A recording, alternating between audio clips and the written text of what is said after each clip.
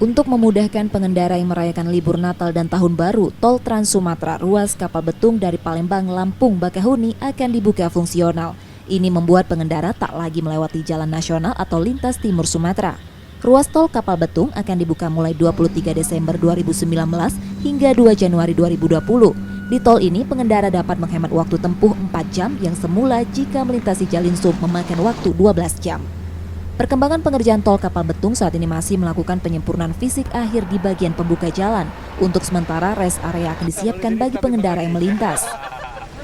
Di rest area temporary yang waktu fungsional Lebaran, kita tempatkan di lokasi yang sama. Karena sebenarnya rest area ini kan tidak diperlukan lagi sebenarnya, karena sudah mengikuti dengan PPP. Tapi karena melihat kondisi fungsional, kita melihat untuk menghindari para pemudik itu nanti mungkin capek di jalan, kita siapkan temporary di rest area di Cijawi. Pemudik atau pengendara yang akan melintas di ruas tol Kapal Betung, Palembang, Lampung, Bakahuni diminta menjaga kecepatan karena kontur jalan di ruas tol ini sedikit bergelombang.